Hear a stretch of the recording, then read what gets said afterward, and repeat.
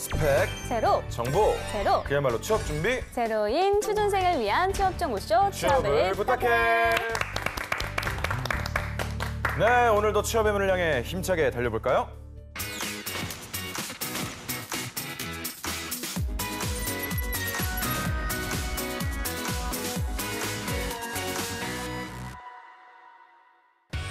당신의 인생을 바꿔줄 기적의 자기소개서 비결 Doing Yourself DIY 자기소개서. 네, 각종 취업 정보와 자기소개서 작성에 대한 궁금증 취준생과 함께 알아봅니다. 오늘은 문혜연 학생 나왔습니다. 안녕하세요. 네, 안녕하세요. 문혜연입니다. 네, 그리고 자기소개서의 모든 것을 알려줄 취업 컨설턴트 안정영, 박세용 멘토님 모셨습니다. 안녕하세요. 안녕하세요. 안정영입니다. 안녕하세요. 취업 컨설턴트 박세용입니다.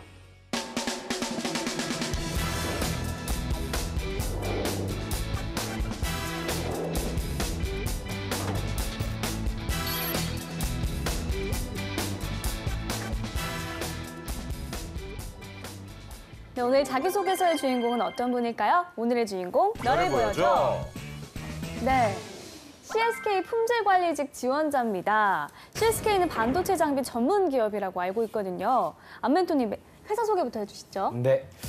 1997년도 7월에 해외 합작 투자로 설립된 CSK는 2년 전에 외국인 투자 기업이 되었습니다. 반도체 제조 과정에서 발생하는 유해가스가 있어요. 이것을 정화시켜주는 스크러버라고 하는 장비와 반도체 공정에서 사용하는 고순도의 리퀴드 케미컬을 안전하게 생산 설비로 공급하는 장치를 제조하는 기업입니다. 국내를 포함해서 한 해외 7개국, 7개국이 인정하는 약 20개의 기술 특허를 획득하고 있고 차세대 핵심 환경 기술 개발 사업, 차세대 에코 이노베이션 기술 개발 사업 등 다양한 국책 과제를 성공적으로 수행하고 있는 알짜 기업이라고 보시면 될 것 같습니다. 네, 그렇다면 CSK의 채용 절차는 어떤 식으로 진행이 되나요?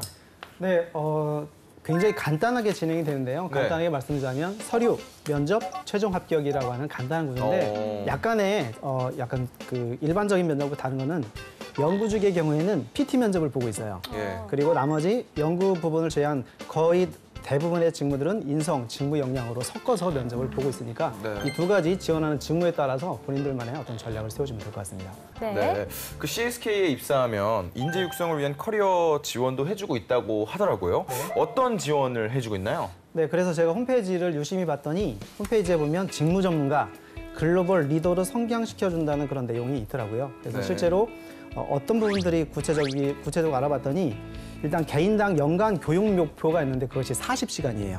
기본적으로 모든 직원들이 이수를 해야 되고요. 네. 또한 이 기업이 이제 외투 기업이다 보니까 영어 역량이 굉장히 중요해서 이제 그 안에서 나는 영어 공부를 더 하고 싶다라고 하면 그 추가적인 교육에 대해서 지원을 해주고 있고요.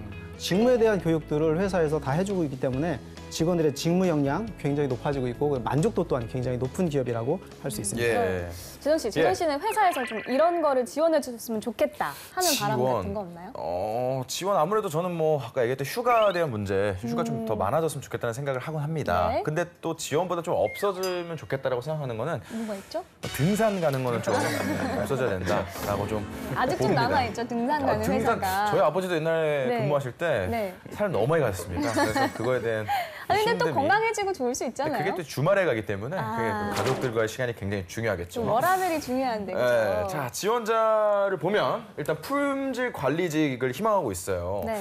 자, 주로 어떤 업무를 하게 되는 건가요? 이 CSK에서는 두 가지 일을 좀 한다고 보시면 될 것 같습니다. 첫 번째는 품질 전략 업무입니다. 이건 뭐냐면 제품의 장기적인 품질 확보를 위해서 전략적인 업무를 하는 것이고요. 두 번째는 시스템을 운영하고 그다음에 검사를 기획하는 업무로 구분됩니다. 세부적인 업무를 좀 보면 반도체 설비 검사 업무, 품질 시스템 문제점 도출과 개선 업무, 품질 이슈 회의 주관, 품질 현황 파악, 그다음에 원인 분석, 그걸 통한 개선안 적용, 사후 관리 모니터링 등의 업무를 진행한다고 보시면 될 것 같습니다. 네. 자, 그럼 주인공이 관련 직무에 적합한 인재인지 프로필부터 보도록 하겠습니다.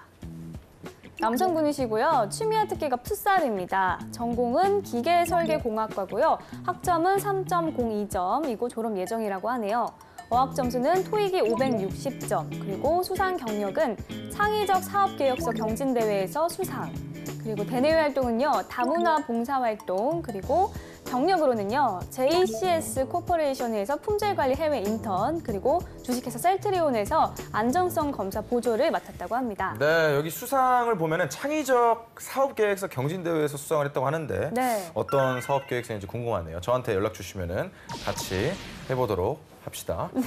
자, 네, 오늘의 주인공은 품질관리직 쪽 지원자예요. 예. CSK 품질관리라고 하면 장비 제조 부분의 업무일 텐데 제가 홈페이지를 좀 한번 찾아보니까 이 세부 업무에 필요한 스킬로 이 정확한 의사 전달 능력, 그리고 설득력, 또 논리력과 PT 스킬, 그리고 리스크 사전 관리, 오픈 마인드, 책임감, 조직 융화, 팀플레이 이렇게 좀 명시가 되어 맞네요. 있더라고요.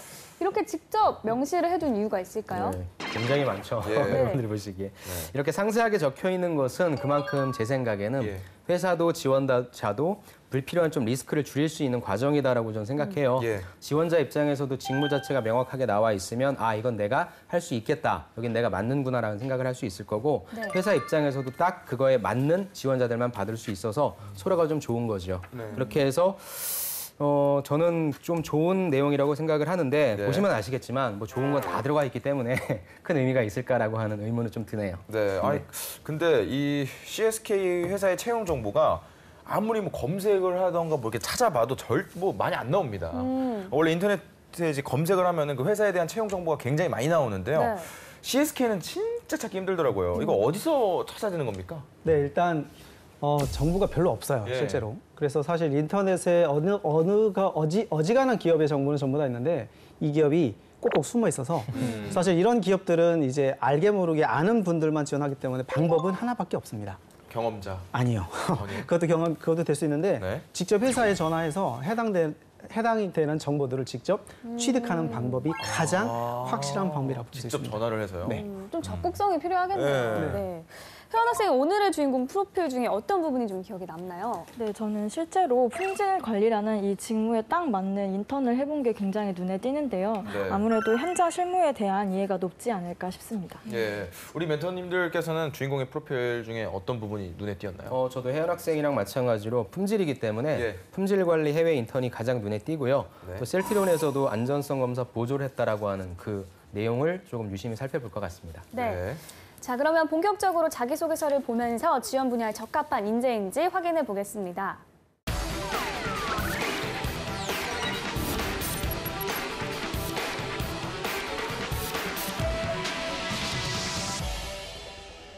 CSK 품질관리 지원자의 자기소개서 살펴볼 텐데요. 본격적인 내용을 살펴보기에 앞서 질문 항목부터 분석해 보겠습니다. 네, 지원자가 작성해준 자기소개서는 총 4개의 항목에 대해 서술하도록 되고 있습니다. 네. 그럼 바로 어떤 내용인지 살펴보겠습니다. 네. 1번 지원 동기, 2번 성격의 장단점, 3번 지원 직무를 위한 노력, 4번 입사 후 포부입니다. 예. 그럼 이 자유 형식 자기소개서 질문 항목인데요. 네. 안멘토님, 회사에 대한 정보가 많이 없을 때 이렇게 자유 형식의 항목의 자기소개서를 작성할 경우 유의할 점 어떤 게 있을까요? 우리가 자유 형식이라고 한다면 정말 자유롭게 쓰는 친구들이 있거든요. 자기가 하고 싶은 말만. 예. 근데 절대로 자기소개서는 내가 하고 싶어하는 말이 아니라 이 네. 글을 읽는 사람이 궁금한 점을 좀 적어줘야 될 것 같아요. 네. 네. 그런 면에 있어서 가장 중요한 뼈대 3가지를 한다면 우리 회사를 왜 지원하는가에서 지원 동기, 그다음 당신은 이 일을 왜 할 수 있는가에 대한 직무상 역량, 예. 직무상 강점이라고 하죠. 그럼 3번째로 그렇다면 당신은 우리 회사에 와서 어떻게 성장할 수 있을 것인가, 입사 후 포부 이 3가지 항목이 있거든요. 네. 그런데 아까 우리 박 멘토님께서도 말씀해 주셨지만 이 회사 자체의 정보가 많이 없어요. 예. 그럴 경우에는 꼭 내가 이 회사의 정보를 꼭 알아내야 되겠다, 그걸 찾아야 되겠다라고 하는 부분도 좋지만 어찌됐건 이 회사가 속한 산업이 반도체 장비 산업이거든요. 네. 그럼 내가 기업에 대한 정보가 좀 부족할 경우에는 산업에 대한 그런 접근 방법으로 지원 동기와 입사 후 포부를 작성하시는 것도 하나의 방법이라고 생각합니다. 네. 그렇다면 피해야 할 것이 있다면요? 근데 이제 안멘돈께서 거의 다 말씀을 해주셨는데 사실 피해야 될 부분들은 이제 많은 학생들이 복붙을 하고 있고요. 복붙을 할 수 있는 많은 항목들이 있는데 이런 기업들은 굉장히 특화돼 있어서 그 기업에 맞춤형 자소서를 써야 되기 때문에 그런 부분들은 절대적으로 피하고 꼭 자기가 그 회사에 적합하다는 부분들을 어필할 수 있는 내용들만 추리는 것이 굉장히 좋은 전략이라고 볼 수 있습니다. 네. 자, 그러면 주인공의 자기소개서 내용을 본격적으로 살펴볼게요. 먼저 지원 동기에 대한 질문인데요. 소제목부터 보겠습니다. 해외 인턴십을 통해 배운 원칙의 중요성. 아까 그 프로필에서 지원자가 그 JCS에서 해외 인턴십을 네. 했다는 걸 봤는데 네. 그때 배운 게 아닌가 싶은데요. 멘토님들께서는 소제목 어떻게 보셨나요? 일단 무슨 내용인지는 알 것 같아서 괜찮은데 네. 조금 무난하다라고 하는 점에 약간 걸리거든요. 그래서 어떤 인턴십이었는지와 어떤 원칙을 배웠는지에 대해서 조금만 더 디테일하게 써줬으면 좋겠다라는 생각을 좀 해봅니다. 네네네. 자, 그러면 실제 내용은 어떤지 제가 한번 읽어보겠습니다. 해외 인턴십을 통해 배운 원칙의 중요성. 해외 인턴십의 참가는 저에게 원칙과 기준의 중요성을 일깨워준 경험이었습니다. 미국 조지아주에 위치한 현대 글로비스 1공장에서 해외 인턴십에 참가하여 품질관리 부서에서 경험을 쌓는 도중에 품질관리 담당 외국인 매니저가 갑작스럽게 일을 그만두게 되는 일이 발생했습니다. 급하게 다음 매니저를 구하는 동안 저는 매니저의 담당 업무를 인수인계받았고 인턴으로 일을 배우는 입장에서 기아 자동차 생산 라인으로 부품을 보내기 전 부품 최종 검사 품질 관리 업무를 진행하면서 현지 근로자들도 관리하는 책임을 갖게 되는 자리로 바뀌게 되었습니다. 갑작스럽게 변한 상황에서 실수를 하지 않기 위한 긴장감과 부담감이 커지고 스트레스를 받기도 했습니다. 하지만 저는 이 상황을 기회로 삼기로 했습니다. 품질관리 인턴을 시작할 때 가장 강조받았던 원칙을 지켜라라는 말을 생각하면서 매일 하루를 시작했습니다. 우선 조금이라도 기준과 맞지 않는다고 생각되면 바로 위상사에게 즉시 보고를 했고 문제가 발생했을 때 원인을 찾고 해결하는 과정에 참여하며 원칙과 책임의 중요성을 배울 수 있었습니다. 그 결과 상무님과 차장님께서 전월 대비 불량률이 줄었다라고 말씀하시며 칭찬해 주셨습니다. 또한 현지 근로자들과의 관계에 있어서는 원만한 의사소통을 위하여 영어 공부를 하면서 먼저 다가가 그들의 문화를 이해하려고 노력하였습니다. 이러한 모습에 현지 근로자들과 마음을 열고 소통할 수 있었습니다. 품질관리 업무를 하면서 현장 근로자들과의 관계에도 품질관리에 영향을 미친다는 것도 배울 수 있었습니다. 이러한 경험을 통해서 기본에 충실한 자세와 신뢰의 가치를 배울 수 있었습니다. 네, 문제가 발생했을 때 원인을 찾고 해결하는 과정에 참여하면서 뭐 이런 게 모든 게 이제 배우려고 했던 행동들이었던 것 같아서 이 뜻깊은 경험을 한 것 같은데 우리 안 멘토님은 어떻게 보셨나요? 저는 되게 잘 썼다고 좀 생각을 합니다. 네. 일단 이 지원자는 좀 글을 쓸 줄 아는 것 같아요. 먼저 구조가 되게 좋은 것 같아요. 네. 두 갈씩 전개로 해서 나는 이 경험을 통해서 원칙과 기준을 배웠다라고 키워드를 제시해 준 게 좋았고요. 네. 그다음에 그거에 관련된 스토리텔링 하나, 그다음에 두 가지의 스토리텔링이 잘 나왔고요. 마지막에 결론에서 서론에서 얘기했던 내용을 다시 한번 짚어줘서 좋았습니다. 다만 문제가 좀 발생했을 때 바로 그냥 상사한테 보고했다라고 하는 부분이 조금 소극적으로 좀 느껴졌고요. 사실 궁금한 부분이 원인을 찾고 해결하는 과정이었다고 하는데 그게 무슨 내용이었는지가 조금 궁금하고요. 그다음에 전월 대비 불량률이 줄었다라고 했는데 실제 몇 %가 줄었는지에 대한 구체적인 성과가 조금 나왔으면 좋았겠다라는 생각. 그다음에 또 역시 두 번째 스토리텔링에서 그들의 문화를 이해하려고 노력했다라고 하는데 구체적으로 어떻게 또 한 것인지에 대한 부분. 그런 부분들만 조금 더 보완한다면 굉장히 좀 좋은 자소서가 되지 않나 이렇게 생각을 해봅니다. 네. 네. 그러면 이 항목만 놓고 봤을 때 합격, 불합격 여부를 판정하신다면요? 저는 합격을 좀 드리고 싶습니다. 네. 네. 저도 합격을 드리겠습니다. 알겠습니다. 자, 그러면 다음 항목 한번 살펴보고 평가를 해볼까요? 우리 지원 직무를 위한 노력에 관련해서 질문하는 항목입니다. 네. 자, 소제목부터 보겠습니다. 졸업작품 제작을 통한 전체 과정 이해 및 문제 해결 능력 향상. 졸업 작품을 통해서 지원 직무를 위한 노력을 배웠다고 하니까 어떤 졸업 작품인지 좀 궁금해지는데 박 멘토님께서는 소제목 어떻게 보셨나요? 네, 이 소제목을 보게 되면 이 친구는 좀 욕심을 낸 것 같아요. 네. 왜냐하면 과정 이해 미시라고 들어가 있고요. 문제 해결력에 대한 향상까지 있어서 네. 사실 본인을 엄청나게 어필하고 싶다 보니 하나의 어떤 내용을 임팩트를 줘야 되는데 그런 네. 임팩트가 약간 낮아졌다는 그런 부분이 좀 아쉽습니다. 네. 알겠습니다. 자, 그러면 어떤 내용인지 읽어보도록 하겠습니다. 졸업작품 제작을 통한 전체 과정 이해 및 문제 해결 능력 향상. 품질관리 직무에 있어서 제품의 전체적인 공정 과정을 이해하고 문제 해결을 할 수 있는 능력이 중요하다고 생각합니다. 대학교 졸업작품으로 무동력 태양광 추적 장치를 만들었습니다. 팀원들과 처음 제품 아이디어 구상부터 최종 실물 제작까지 모든 과정에 참여하면서 설계, 생산, 품질 관리까지의 과정을 경험할 수 있었습니다. 첫째, 설계를 위한 노력. 해당 전문 지식을 배우기 위해 관련 논문 및 자료 수집, 전국 태양광 추적 장치 업체 방문, 설계 프로그램 툴을 이용한 3D 설계. 둘째, 생산을 위한 노력.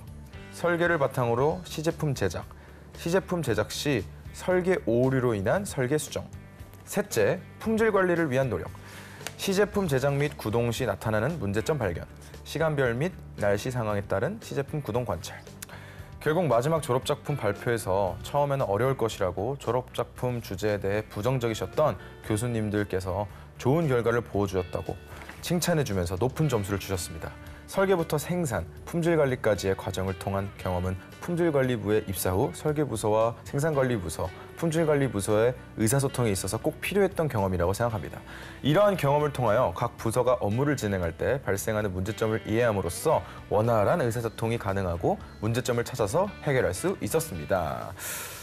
제가 지금 말로 읽어서 그렇지만 사실 지원자가 적어준 걸 보면 정말 눈에 딱 들어오게끔 뭐 본인이 무엇을 했는지 이렇게 적긴 했습니다. 읽기 편하게. 네. 네. 혜연 학생님은 듣고 어떤 생각을 하셨나요? 네, 확실하게 그 지원자의 깔끔한 성격이 보이는 것 같아요. 네, 그리고 굉장히 직무에 대한 이해도 높은 것 같아서 기억에 더 잘 남을 것 같은 지원자입니다. 네. 네. 박멘도님은 어떻게 평가하시나요? 제가 볼 때는 이 지원자는 어디선가 누구에게 무엇인가를 배웠다는 느낌이 들고요. 그것이 아니면 굉장히 많은 고뇌 속에서 이 글을 썼다는 그런 생각이 들어서 괜히 좋았고, 일단 3단락으로 첫째, 둘째, 셋째를 나눴다는 것은 네. 이거는 초보 스킬이 아니거든요. 이거 의심이 들어서 한번 만나보고 싶은 그런. 의심이 들기 때문에. 자, 그러면 만약 이 항목만 보고 볼 때 두 분의 합격, 불합격 여부를 판단해 주신다면요? 저는 역시 합격을 좀 드리고 싶어요. 네. 그러니까 잘 쓴 자소서가 뭐 미사여구 붙이고 말을 막 지어내고 이게 아니라 네. 간결해야 되거든요. 읽는 사람이 간결하고 이 친구가 이런 걸 가지고 있구나라고 전해줄 수 있으면 되는데 그런 면에 있어서 무엇을 배우고 했는지 명확하게 알 수 있어서 저는 합격을 드리고 싶습니다. 네. 네. 네. 저도 이것만 가지고는 이 친구는 합격입니다. 네. 충분히 본인이 경험들을 이 친구는 어떤 포인트를 정확히 찍고 있어요. 장사를 해도 잘할 것 같은 그런 친구입니다. 특급 칭찬입니다. 네, 지금까지는 칭찬의 연속입니다. 네. 네. CSK 품질관리직 지원자의 자기소개서 살펴보고 있는데요. 여기서 잠깐 주인공의 자기소개서를 더 매력적으로 바꿔줄 문장 표현 살펴보겠습니다.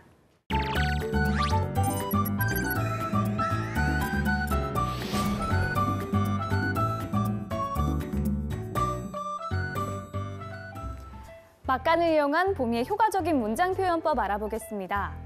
오늘은 한 문장이 여러 의미로 해석될 소지가 있는 중의적 표현에 대해 알아볼 텐데요.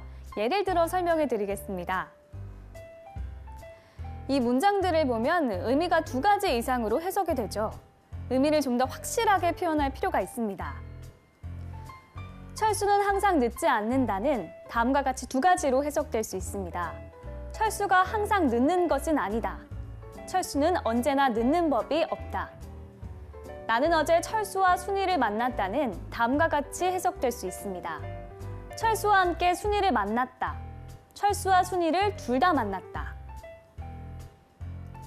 이런 중의적인 문장 구조는 청자에 따라 해석의 혼동을 가져올 수 있습니다. 의미가 모호해질 수 있는 문장 사용법은 지양하는 것이 좋겠네요. 네, 보민 씨가 효과적인 문장 표현을 전해드렸고요. 계속해서 다음 항목에 대해 살펴보겠습니다. 네, 마지막 항목은 입사 후 포부에 관한 질문인데요. 자세한 내용은 지금 읽어보도록 하겠습니다. 능동적으로 배우는 일꾼이 되어 회사와 함께 성장하는 품질 관리자. 입사 후 능동적으로 움직이고 스폰지처럼 가르침을 받아들이겠습니다. 직무교육 이수를 통한 품질관리 자격증을 취득하여 업무 능력 향상에 노력하겠습니다. 주어진 업무는 원칙을 바탕으로 정확하게 수행하고 업무에 있어서 부족한 점은 선배님들의 가르침을 받아들여 발전하는 모습이 보이는 신입이 되겠습니다. 5년 후 상하관의 조화를 책임지는 역할을 하겠습니다. 꾸준하게 도전적인 목표를 세우고 달성하도록 노력하겠습니다. 또 그동안의 배움과 실무 경험을 통하여 후배들에게는 가르침을 줄 수 있고 후배와 선배들 사이에서 조화를 이룰 수 있도록 중간 역할을 하겠습니다. 이에 따른 위에서 업무를 믿고 맡길 수 있는 모습을 보여드리겠습니다. 10년 후 실무 경험을 바탕으로 가치를 만들겠습니다. 회사 내의 직급에 따른 단계별 육성 프로그램을 통해 자기 개발을 꾸준히 하겠습니다. 또한 그동안의 실무 경험을 바탕으로 후배들의 실무 능력 향상에 도움을 주며 그 경험이 빛을 발할 수 있도록 하겠습니다. 다른 팀원들과의 소통을 통하여 회사의 수익 창출을 위해 노력하겠습니다. 이러한 목표를 달성을 통하여 회사와 함께 가치 있는 성장을 할 수 있는 품질 관리자가 되겠습니다. 야, 이 뭐 무려 10년 후의 포부까지 말을 해주는데 이 정도면 뭐 회사에 뼈를 묻겠다. 이제 뭐 회사에 영원히 남겠다. 네. 뭐 이런 말인 것 같은데 멘토님도 답변에서 어떻게 생각하시나요? 저는 이 지원자가 제 강의를 좀 많이 본 것 같아요. 제가 실제 입사업 포부는 이렇게 쓰라라고 얘기를 많이 한 게 첫 번째가 본인의 업무 능력 향상이고요. 네. 두 번째가 일만 하는 게 아니라 결국엔 사람과 사람과의 어떤 관계적인 부분, 예. 매니징하는 부분도 중요하다라고 저는 되게 언급을 많이 했었는데 정작 제 강의를 듣는 제 친구들은 한 번도 이렇게 쓴 적이 없거든요. 저를 한 번도 만나지도 않은 친구가 혹시 제 강의를 봤는지 모르겠는데 근데 제가 감동스럽네요. 네. 그리고 마지막에는 결국에 이런 것들을 바탕으로 이렇게 성장하겠다라고 좀 표현해주는 부분이 되게 좋아서 네. 저는 굉장히 좀 잘 쓴 것 같다라고 굉장히 주관적인 제 입장을 말씀드렸습니다. 네. 네. 네. 저 이야기할 차례죠. 네. 이제 여기서 의견이 갈리네요. 드디어. 저는 이제 입사 포부에 두 가지 포인트로 이제 이 친구에 대한 진단을 해주고 싶은데 네. 일단 어떻게 근무할 건가에 대한 태도적인 입사 포부가 있고요. 네. 두 번째, 기술적으로 직무를 어떻게 수행할 것인가에 대한 입사가 포부가 있어야 되는데 이 글은 이제 태도적인 부분들은 있어요.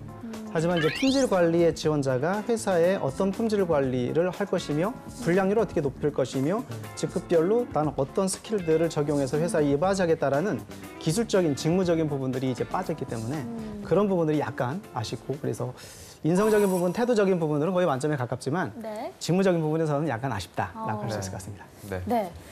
자, 이렇게 해서 CSK 품질관리직 지원자의 자기소개서에 대한 멘토의 특급 처방전 전해드렸습니다.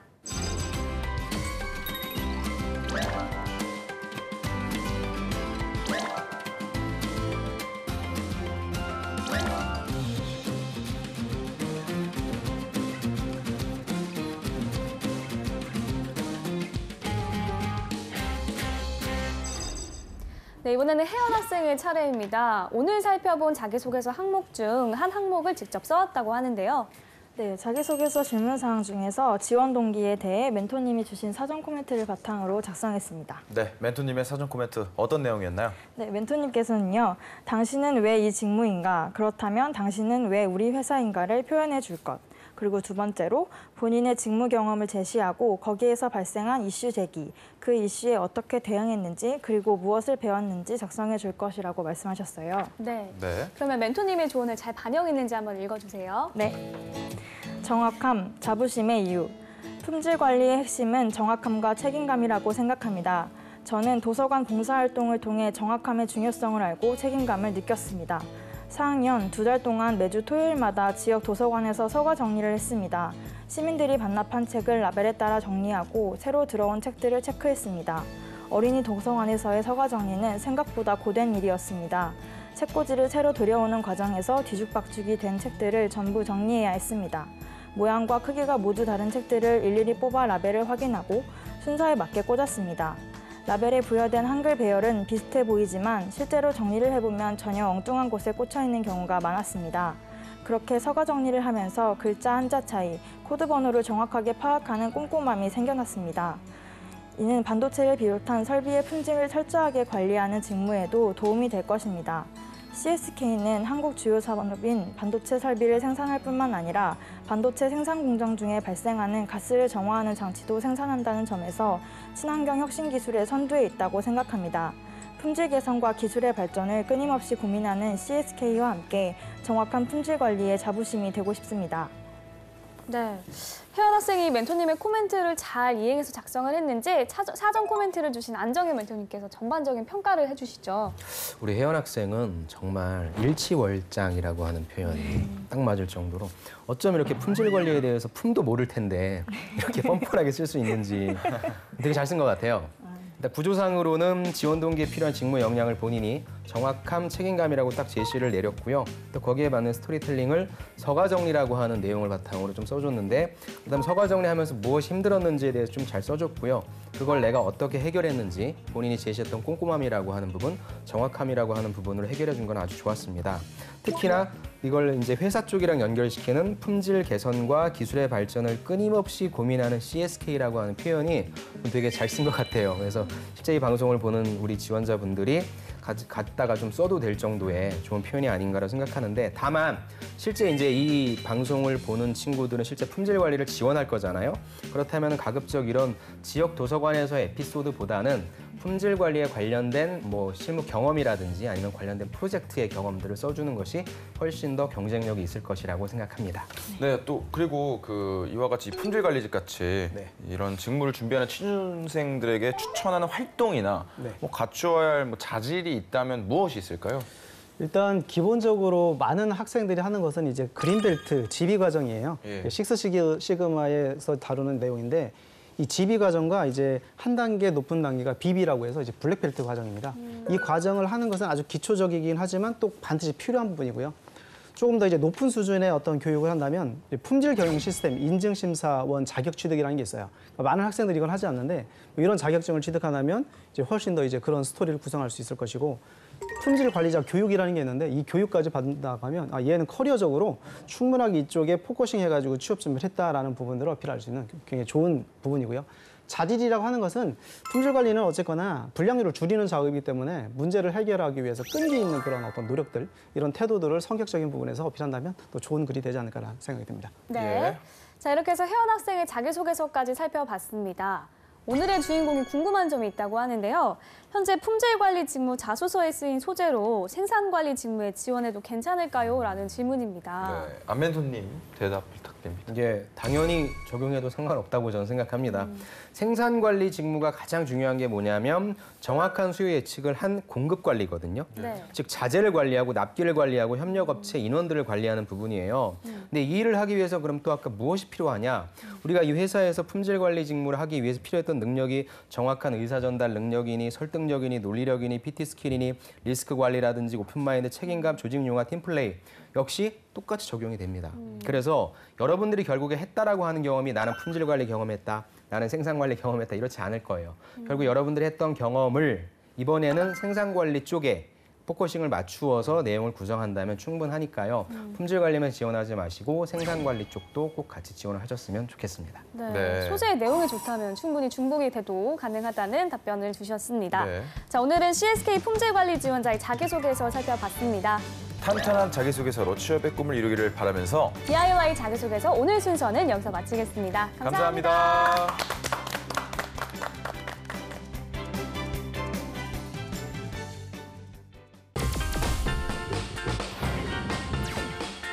처음에 엘모에서 제가 신입사원으로 들어갔습니다. 별 생각 없이 피모사로 이제 S모사에서 어쩌다 보니까 운이 좋아가지고 그 배송을 빨리 해주는 그런 회사 나중에 너무 고맙게도 그 현 직장에서 그 얘기가 들어왔습니다. 처우 제안을 드리고 싶은데 네. 이 정도 금액을 생각한다. 저는 괜찮습니다. 좀 이따가 또 전화 주셨습니다. 괜찮습니다. 또 마지막으로 전화가 왔습니다. 또 왔어요, 전화가? 마지막으로. 네. 제가 이렇게 하다가 한 10억 될 것 같다고.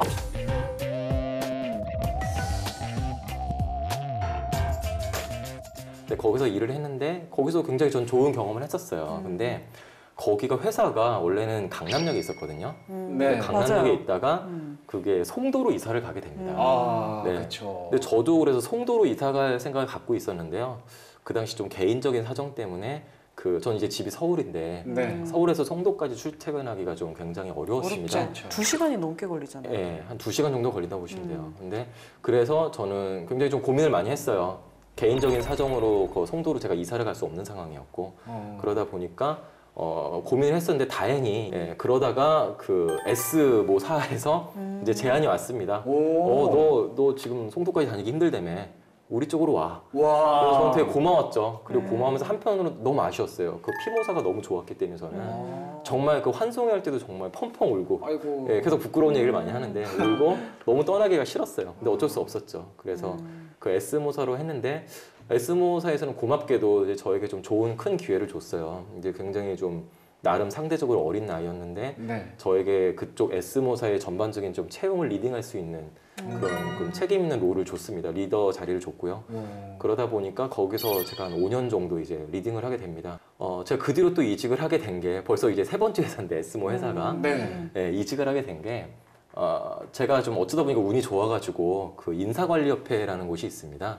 그 한국인사관리협회라고 인사 담당자들을 대상으로 그 교육을 하는 기관이 있어요. 네. 일반인이 아니라 인사 담당자들을 대상으로 하는 네. 기관인데 제가 거기서 어쩌다 보니까 운 좋게 사실은 땜빵으로 갔다가 좀 반응이 좋았던 것 같습니다. 그래서 좋게 봐주셔가지고 와. 거기서 제가 이제 지속적으로 벌써 한 8년 됐죠. 지금 겸임 강사로 활동을 하고 있습니다. 거기서 이제 채용 전략이랑 뭐 평가 보상 등등 제가 이제 강의를 하고 있는데요. 그러다 보니까 거기서 그 배송을 빨리 해주는 그런 회사에 어딘지 알겠는데요. 그 채용 담당자가 이제 제 강의를 듣고서 네. 예, 저한테 이제 그 회사는 그 당시 생긴 지 얼마 안 된 회사였거든요. 그래서 저에게 좀 컨설팅 요청을 하게 됐어요. 그래서 직접 그 회사를 방문해서 또 제 강의를 들었던 분이니까 너무 고맙잖아요. 그래서 무료로 해주겠다. 나 원래 비싼데 무료로 해주겠다 해서 이제 그래서 컨설팅을 하는 도중에 거기서 좀 굉장히 좀 많이 좀 좋은 모습들을 많이 보여주셨어요. 그래서 저도 여기서 이렇게까지 하는데 내가 좀 그래도 가는 게 맞지 않을까. 또 이미 그 S모 회사에서는 저도 어느 정도 좀 기여할 만큼 생각을 했고 또 실은 S모 회사에서도 제가 그래서 채용 리더를 하고 있었는데요. 또 채용 리더 좀 회사가 약간 좀 사업이 어려워지면서 맞아요. 지금 다시 괜찮아졌는데 네. 어려워지면서 더 이상 어떤 채용 건수가 좀 많이 줄어든 거예요. 그러다 보니까 저도 제가 좀 하고 싶어하는 일을 좀 못하게 되고 그래서 이런 상황들이 맞물려서 그 좀 배송을 빨리 해주는 그 회사로 이제 가게 됩니다. 근데 거기서는 좀 사실은 막상 가보니까 이 신생 기업에서 저도 너무 좋아서 많은 걸 이제 셋업하고 할 줄 알았는데 거기선 좀 문화가 저랑 안 맞았어요. 문화가 그 문화가 뭐냐면은 거기는 좀 대부분 그 외국인 분들이시고요. 예, 그리고 우리나라 기업이거든요. 그게 맞아요. 100%. 근데 외국인들이 많으시고 또 그 외국인들의 그 문화로만 이제 생활을 하려고 해요. 그러다 보니까 전 거기서 이제 채용 팀장을 했었는데요. 그러다 보니까 채용할 때도 사사건건 좀 부딪히게 되고 너무 그 방향성이 안 맞는 겁니다. 그 문화에 안 맞다 보니까 저도 이거는 내가 오래 다닐 수 없겠구나라는 생각이 들더라고요. 그러는 와중에 너무 고맙게도 그 현 직장에서 물론 이제 서치폼을 통해서 그 얘기가 들어왔습니다. 서치폼을 통해서 그 외국계인데 외국계 혹시 그 생각이 없느냐. 그래서 전 처음에 사실 거절을 했어요. 난 영어도 못하고 뭐 이렇게 내가 할 역량이 안 된다. 왜냐면 지금 제가 다니는 회사는 뭐 미국에서도 대학생들이 가장 일하고 싶어하는 회사 그 5위권 안에 드는 굉장히 좀 우리나라에서는 아직 알려져 있지 않은데 그 외국에서 굉장히 유명한 회사입니다. 많이 저도 알려져 있지 않나요? 알려져 있어요. 네, 그럼요. 네, 그래서 저도 굉장히 사실은 선망의 회사였어요. 내가 이런 회사를 다닐 수 있을까? 사실 그 제의를 받았을 때 너무 좋았죠.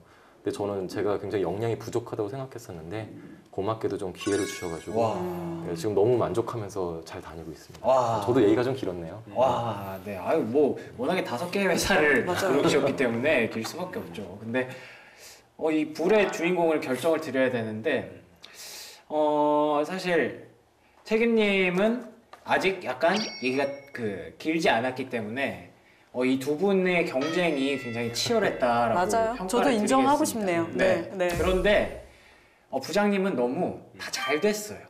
그래서 기분이 별로 안 좋아요. 네. 다 잘 돼서 가고 스카웃 돼서 가고 근데 실장님은 자꾸 막 뭐가 아파. 뭐가 안 돼. 네. 뜻대로 되는 게 없었어요. 네. 그래가지고 저는 이쪽에 더 감동을 받았습니다. 그래서 실장님께 불을 드리도록 하겠습니다. 축하드립니다. 실장 이러다가 다음번에 단독 게스트 되잖아요. 어쨌든 이 세 분의 얘기를 들으니까 정말 다양한 이유, 정말 다양한 연차, 정말 다양하게 이직을 하셨는데 네. 이직에 뭐 그렇게 연차가 중요하거나 그런 건 아닌가 봐요. 헤드헌터로서 어떻게 생각하세요? 저는 개인적으로 사실 지인들에게는 웬만하면 지금 현재에서 오래 다닐 수 있을 만큼 다녀라라고 추천을 하는 편이에요. 그래요. 이게 저희 업계에서 보는 시선들이 또 있는데 네. 저희도 인사 담당자들이랑 많이 커뮤니케이션 하면서 느끼는 거는 이력서가 아무래도 좀 깔끔하게 보여지는 부분들이 많이 중요하게 느껴지더라고요. 그렇죠. 경력직으로 이직을 할 때는. 그렇기 때문에 그런 부분에서 말씀드리는 부분들도 있고 사실 보통 한 회사에서 3년 정도 근무를 했다라고 해야지 저도 이 사람이 이 회사에 대한 여러 가지 디테일한 부분들을 잘 파악하고 있구나. 그리고 직무적인 부분들을 어느 정도 노하우를 쌓고 이직을 했구나라고 판단할 수 있는 기준이라고 볼 수 있을 것 같아요. 3년이군요. 네. 굳이 정답은 없지만 네. 3년 최소 3년은 그쵸. 추천을 한다. 네. 네. 대리급에서는 뭐 한 번? 네. 네. 그리고 과장급에서는 한 2번 정도가 사실 깔끔한 이력서라고 볼 수 있는 기준이 되죠. 그럼 굉장히 구체적으로 말씀을 해주셨는데. 네. 말씀하신 3년이라고 해주신 게 인사 네. 담당자 입장에서는 한 회사에 입사를 해서 한 6개월, 좀 더 보면 1년 정도는 이제 적응 기간이라고 볼 수가 있고 가자마자 퍼포먼스를 낼 수는 없으니까. 그렇죠. 그리고 하고 나서 자기 업무에서 이제 성과를 내는 기간이 한 네. 1년에서 1년 6개월. 그리고 나머지 기간은 갑자기 뭐 다음 달에 퇴직하겠다 이렇게는 안 되고 마음이 이제 서서히 생기기 때문에 네. 그래서 3년이라고 하더라도 실질적으로 일한 기간이 그렇게 꽉 차였다고 이제 볼 수는 없을 것 같은데 최소한 한 3년은 일해야 된다라고 하는 미니멈을 말씀해 주신 것 같고 저는 경쟁력 있는 연차는 한 5에서 7년 차 입사 시점으로 보면 그때가 이제 아까 말씀하신 대리 정도의 직급이 되시는 분들인데 가장 일을 많이 하고 네. 활성화돼 있고 조직에 대해서 이해가 많은 상태에서 많이 체득화된. 네. 근데 다만 뭐 운영에 집중할 수도 있고 기획 업무를 일부 해본 사람일 수도 있겠지만 저는 그 연차가 가장 경쟁력 있는 연차가 아닌가. 다른 아까 말씀한 굴지의 대기업 같은 경우에는 한 11년 차 됐을 때 과장 직급을 주는 게 일반적이라고 본다고 하면 네. 그때 연봉이 가장 많이 오릅니다. 맞아요. 연봉이 네. 작게는 800에서 1000만 원까지 기본급이 인상이 되거든요. 딱 그 시점에. 그 시점에 이제 그때는 이제 딴 데 갈 수도 없다라고 판단했을 수도 있고 네. 그때 이제 퍼포먼스를 이제 만족을 시켜주면서 성과를 많이 내라 네. 라는 의미일 수도 있을 것 같은데 그런 업계의 관례를 보더라도 한 그 정도 연차에서 가장 퍼포먼스를 많이 내서 한번 이직하는 게 아닌가 5에서 7년 차 길게는 뭐 10년 차까지 그렇군요. 볼 수는 있을 것 같습니다. 부장님은 어떻게 생각하세요? 뭐 이직이라는 게 사실은 자랑이 아닙니다. 내가 뭐 이직을 많이 했다, 이직을 네. 안 했다. 이거는 전 자랑이라고 볼 수 없고요. 말 그대로 내가 어떻게 하면 더 내가 원하는 직무, 맞아요. 그리고 내가 원하는 목표를 향해서 갈 수 있을 것인가. 그거를 향해서 갈 뿐이거든요. 네. 그렇기 때문에 뭐 손 실장님 말씀하신 5년에서 7년 차도 정말 좋은 케이스고요. 또 한 10년 내외 정도도 최근에는 원래 기본적으로 5년에서 7년 차 대리급들이 많았었는데 또 최근에는 좀 더 업무가 전문화가 되다 보니까 정말로 어느 정도 전문성이 있는 분들을 또 많이 찾으시는 경우가 그렇구나. 늘어나더라고요. 그래서 요새는 좀 10년 내외의 경력들이 또 많은 좀 각광을 받고 있습니다. 와, 이것도 의견이 세 분 다 다르네요. 저는 사실 조금 더 붙이자면 네. 대리급보다는 과차장급에서 더 이직 제안을 많이 받을 수 있는 기회들이 있다고 말씀드리고 싶어요. 헤드헌터 입장에서는 저희가 많이 접하는 그 직급들이 과차장급이거든요. 실장님 말씀 중에 돈 얘기가 나왔는데 그러면 이직할 때 보통 이렇게 돈을 막 더 붙여서 가는 경우가 많겠죠? 아무래도. 제가 좀 너무 현실적으로 아유, 세속적으로 아닙니다.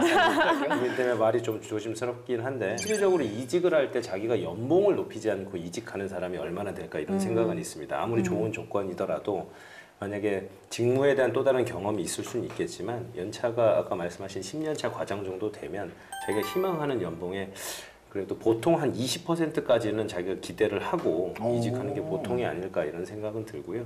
회사 규모가 조금 작다라고 하면 포지션 베이스로 또 움직일 수 있는 부분은 있을 겁니다. 아까 뭐 부장님 말씀하신 타이틀, 자기가 어떤 직책, 파트장이나 팀장이나 리더 자리를 보고 옮기는 경우도 있을 거고. 승진을 시켜주는 그렇죠. 거군요. 그러니까 자기가 더 나은 경험을 하려면 이제 네. 리더가 돼서 같이 일하는 뭐 동료분들이나 직급이 낮은 분들하고 일했을 때 리더십을 발휘하는 걸 경험하고 싶다라고 해서 움직일 수는 있겠지만 저는 기본적인 요건은 연봉 상승에 대한 희망을 품고 이직을 하는 게 아닌가라는 걸 말씀드리고 싶습니다. 최근 한 3, 4년 전까지만 해도 네. 이직을 3, 4년 전보다는 조금 더 과거일 것 같아요. 네네. 5, 6년 전까지만 해도 이직을 할 때 평균적으로 한 10에서 20 사이에서 가는 게 맞다라는 정설이 많이 강했었는데 네. 요즘 같은 경우는 시장 상황이 굉장히 안 좋아지다 보니까 그렇게도 불가능한 케이스가 더 많아요. 요즘 같은 경우는 평균적으로 한 5에서 10?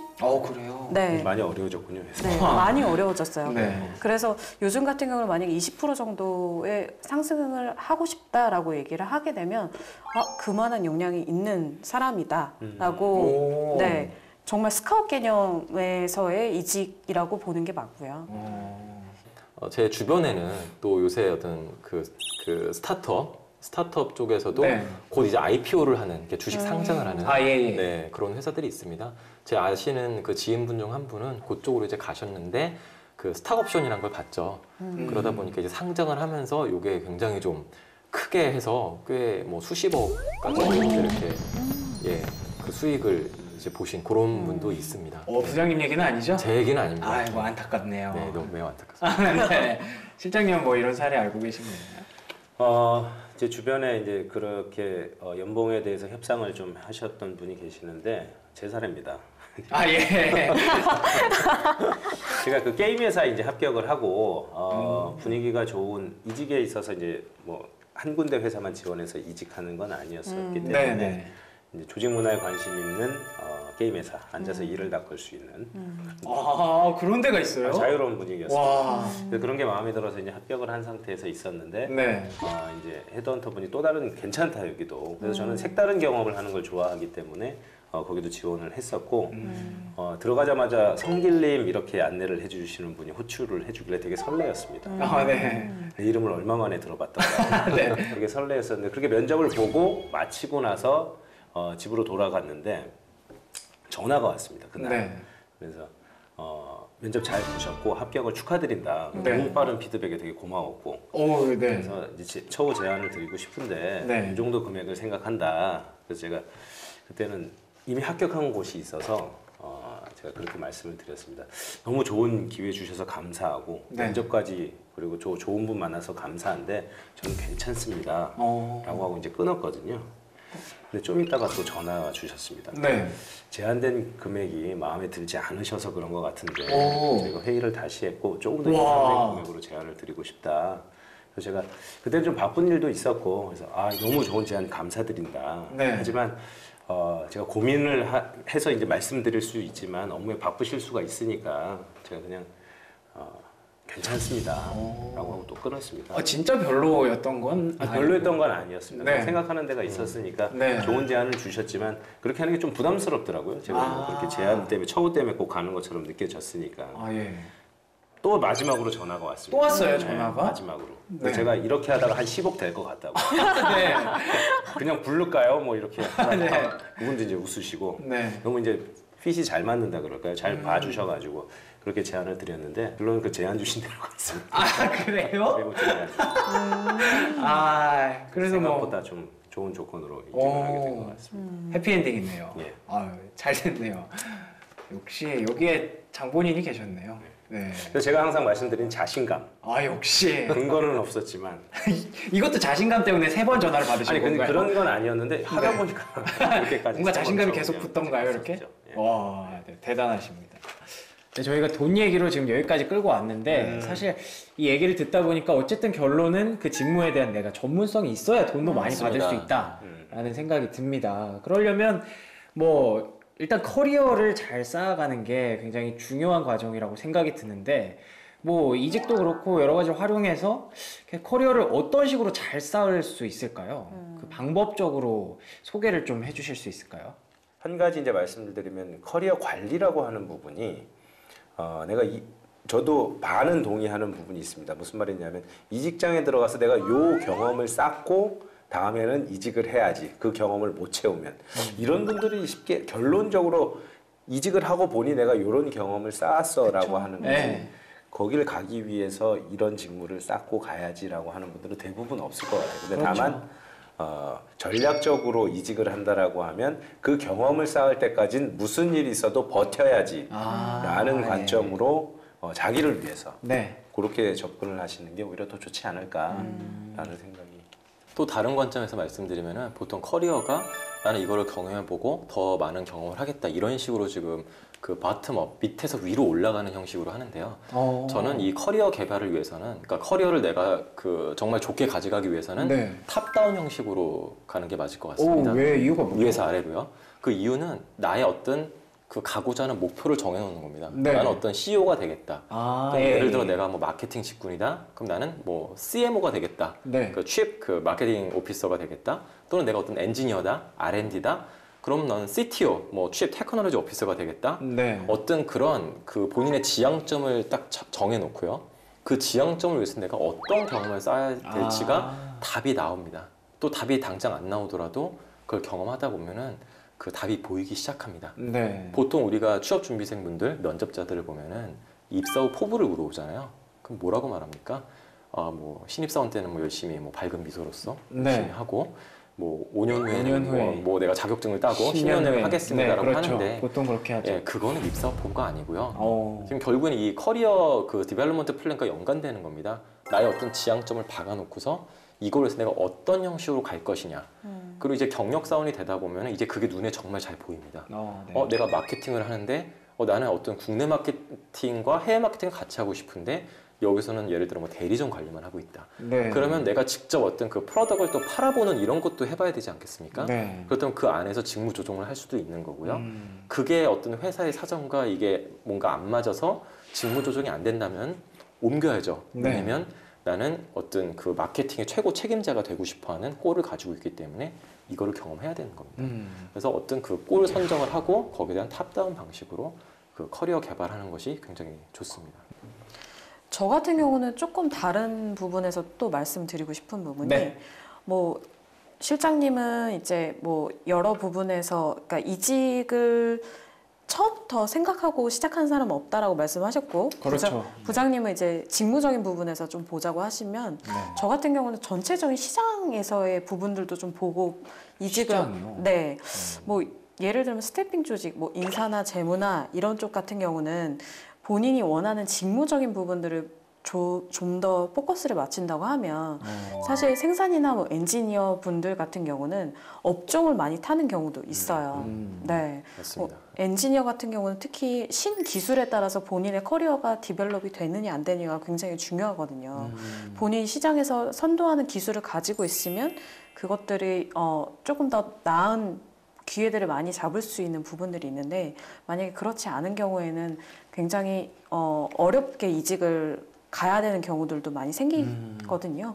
그런 부분에서 보는 것도 필요하다고 보여집니다. 네. 네. 그리고 또 기업의 규모에 따라서도 본인이 중견기업에 있는지 중소기업에 있는지 아니면 대기업에 있는지 이런 부분들도 내가 앞으로 더 갈 때 대기업에 내가 맞는 사람인지 꼭 대기업만이 좋은 회사라고 보기는 좀 어렵거든요. 그렇죠. 그럼요. 네. 대기업에서 B 정도의 성과를 내고 있으신 분들은 보통 많은 답답함을 느끼는 부분들이 자기가 A라는 성과를 내기 위해서 보고 체계가 많다던가 아니면 권한이 주어지는 부분들이 제한적인 부분에서 답답함을 느끼시는 분들도 계시거든요.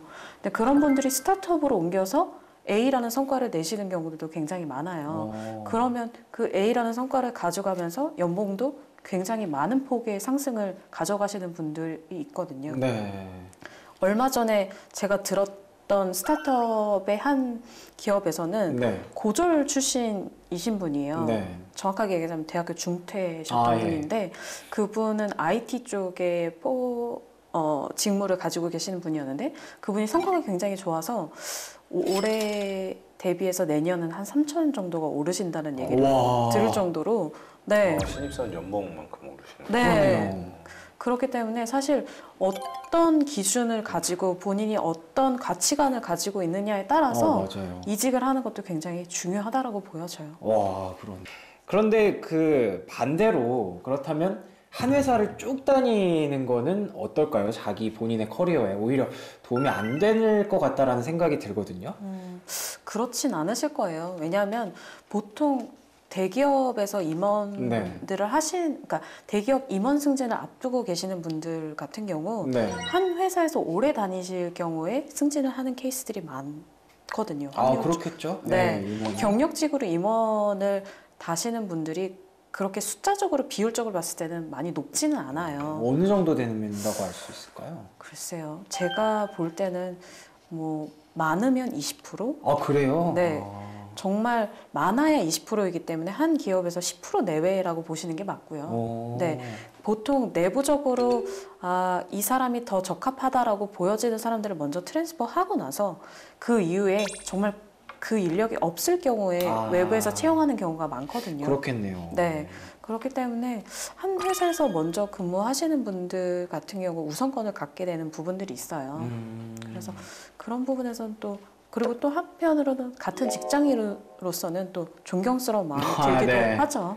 승진 쪽으로 봤을 때는 임원 승진 쪽으로 봤을 때는 오히려 한 기업에 쭉 다니는 게 훨씬 유리하다. 네. 자, 근데 취준생의 입장에서 궁금한 게 제 주변에 제가 28살이잖아요. 제 주변에 벌써 4번째 회사를 다닌 친구가 있어요.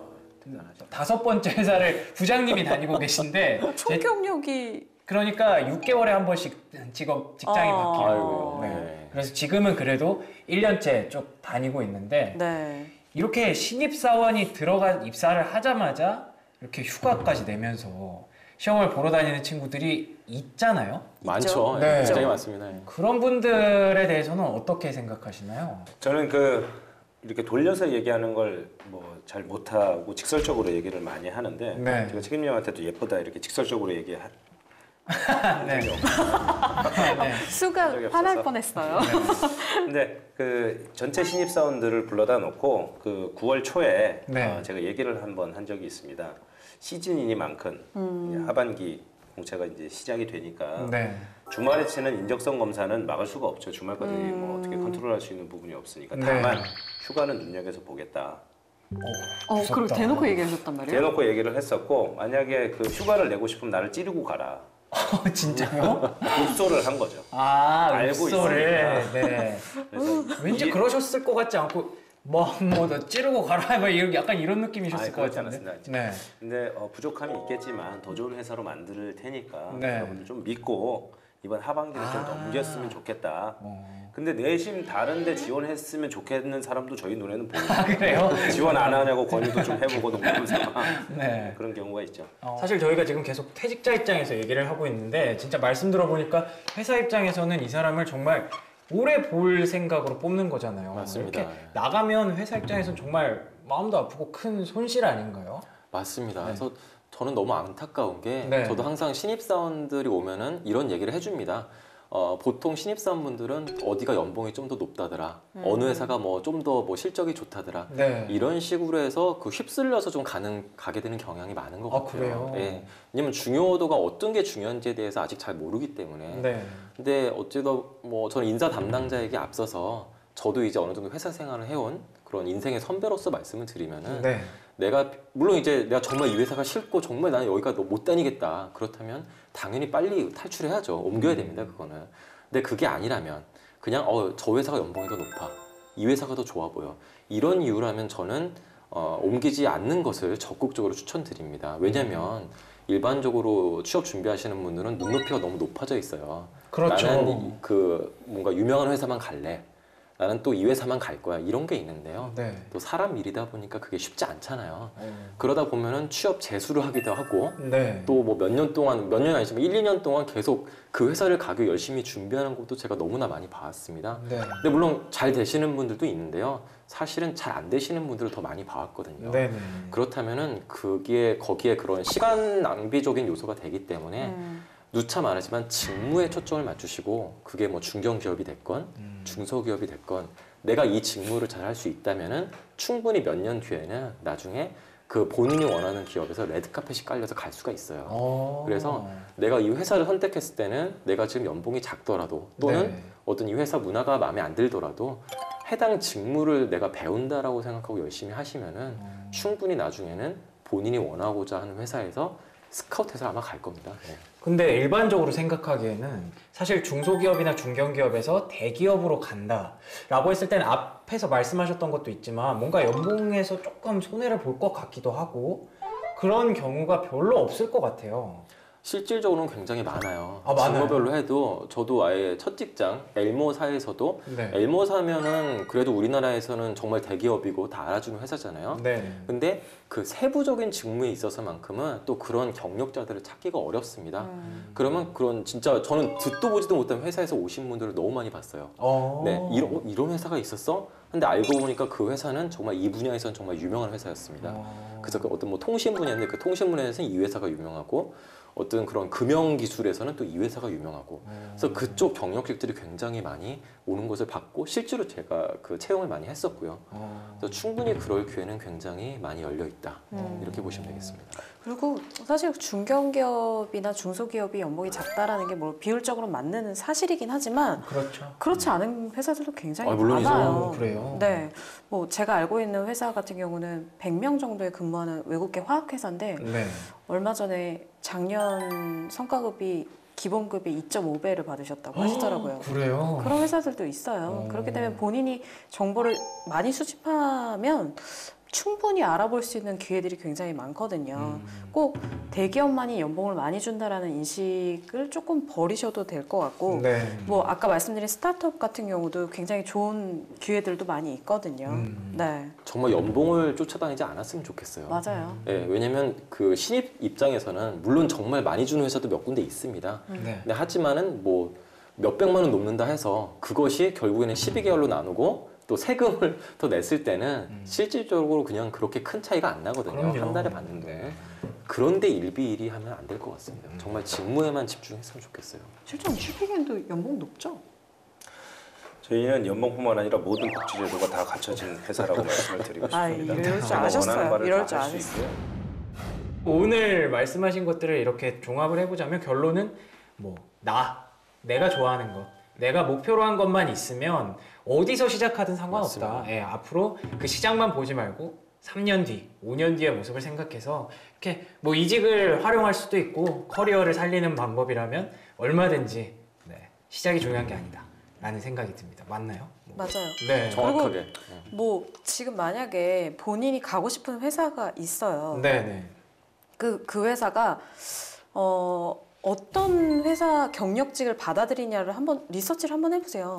네. 이 회사가 만약에 대기업 출신만을 원한다. 그럼 오. 대기업을 가야죠. 네네. 근데 만약에 이 회사가 대기업 출신만은 원하지 않을 수도 있겠다라고 하면 만약에 그 회사를 첫 번째 기회에 잡지 못했다고 하면 네. 어떤 기회를 통해서 이쪽으로 들어갈 수 있지라는 부분들도 리서치를 해보면 알 수 있어요. 아까 말씀하셨던 링크드인 충분히 찾아보거든요. 너무 중요한 말씀 해주셨는데 네. 내가 그 직무에 진짜 관심이 있다면은 책임님 말씀해주신 이런 것들이 다 보입니다. 네. 근데 그거를 못 보죠. 왜냐?